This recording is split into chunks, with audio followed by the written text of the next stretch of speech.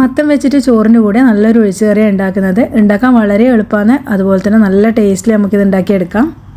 ഇതുപോലെ ഒരു recipe try ചെയ്യാത്തവർ തീർച്ചയായിട്ടും ട്രൈ ചെയ്ത് നോക്കണേ. അപ്പോൾ വീട്ടിൽ കറിയൊന്നും വെക്കാനില്ലെങ്കിൽ മത്തനൊരു കഷ്ണം ഉണ്ടെങ്കിൽ അത് മാത്രം മതി കേട്ടോ ചോറ് കഴിക്കാൻ. അപ്പോൾ നമുക്ക് ഈ റെസിപ്പി എങ്ങനെയാണ് ഉണ്ടാക്കുന്നതെന്ന് നോക്കിയാലോ. അപ്പോൾ നമ്മൾ ഈ കറി ഉണ്ടാക്കാൻ വേണ്ടിയിട്ട് കുറച്ച് നല്ല മധുരമുള്ള കുറച്ച് മൂത്ത മത്തൻ വേണം നോക്കിയെടുക്കാൻ വേണ്ടിയിട്ട്. അപ്പോൾ അതൊന്ന് നല്ലപോലെ കഴുകി അതിൻ്റെ തോലൊക്കെ കളഞ്ഞിട്ട് നമ്മളിതാ കട്ട് ചെയ്ത് വെച്ചിട്ടുണ്ട്. ഇതുപോലെ ചെറിയ പീസായിട്ട് വേണം ഒന്ന് കട്ട് ചെയ്തെടുക്കാൻ. ഇനി ഇതിലേക്ക് നമ്മൾ ചേർക്കുന്നത് ഒരു 3-4 പച്ചമുളകാണ്. അപ്പോൾ നല്ല എരിവുള്ള പച്ചമുളക് വേണം എടുക്കാൻ. അതുപോലെ തന്നെ ഒരു 5-6 കറിവേപ്പിൻ്റെ അതളും കൂടിയും ചേർക്കുന്നുണ്ട്. പിന്നെ ഒരു 5-6 ചെറിയ ഉള്ളി ചെറുതായിട്ട് ചതച്ചിട്ട് ചേർത്ത് കൊടുക്കുന്നുണ്ട്. ഇതിൽ പച്ചമുളകിൻ്റെ എരിവാണ് കേട്ടോ മുന്നിട്ട് വെക്കുന്നത്. അപ്പോഴാണ് നല്ല ടേസ്റ്റ് ഉണ്ടാകുന്നത്. ഇനി ഇതിലേക്ക് ഒരു 1/4 ടീസ്പൂൺ മഞ്ഞൾപ്പൊടിയും ആവശ്യത്തിനുള്ള ഉപ്പും അതുപോലെ തന്നെ ഒരു 1/4 ഗ്ലാസ് വെള്ളവും ചേർത്തിട്ട് വേവിക്കാം. അപ്പോൾ ഇത് കുക്കറിലൊന്നും വേവിക്കേണ്ട ആവശ്യമില്ല കേട്ടോ. ചട്ടിയിൽ തന്നെ വളരെ പെട്ടെന്ന് നമുക്കിത് വെന്ത് കിട്ടും. അപ്പോൾ ഇത് വേവുന്ന സമയം നമുക്കിതിലേക്കുള്ള ഒരു അരവ് തയ്യാറാക്കാം. ഒരു 1/4 കപ്പ് ചിരവിയ തേങ്ങ ഒരു മിക്സിൻ്റെ ജാറിൽ ഇട്ട് കൊടുക്കുന്നുണ്ട്.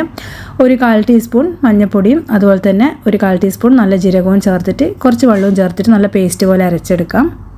അപ്പോൾ ഇതാ നമ്മൾ മത്തൻ വേവിക്കാൻ വെച്ചിട്ട് ഏകദേശം ഒരു 5-6 മിനിറ്റ് ആയിട്ടുണ്ട്. നല്ലോണം തിളച്ചിട്ട് ഇത് വെന്ത് കിട്ടിയിട്ടുണ്ട്. അപ്പോൾ ഒന്ന് മൂടി തുറന്ന് ഇതൊന്ന് ഇളക്കി കൊടുക്കാം. അതുപോലെ തന്നെ ഇടയ്ക്ക് മൂടി തുറന്ന് ഇളക്കി കൊടുക്കാൻ മറക്കരുത് കേട്ടോ. വെള്ളമൊക്കെ വറ്റിപ്പോയിട്ടുണ്ടെങ്കിൽ ഒന്ന് ശ്രദ്ധിക്കുക.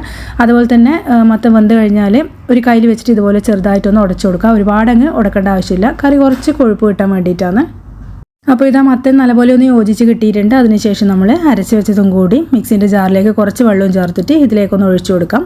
ഈ ഒരു സമയത്ത് ഫ്ലെയിം നല്ലപോലെ ഒന്ന് കുറച്ച് വെക്കുക.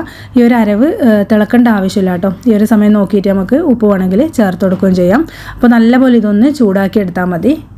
അരവ് തിളച്ച് കഴിഞ്ഞാൽ ഈ കറീൻ്റെ ടേസ്റ്റ് പോകും. അതുകൊണ്ട് കൈവിടാണ്ട് ഇളക്കിക്കൊണ്ടേയിരിക്കുക. നല്ലപോലെ ചൂട് കയറിയതിന് ശേഷം നമുക്ക് ഫ്ലെയിം ഓഫ് ചെയ്യാം.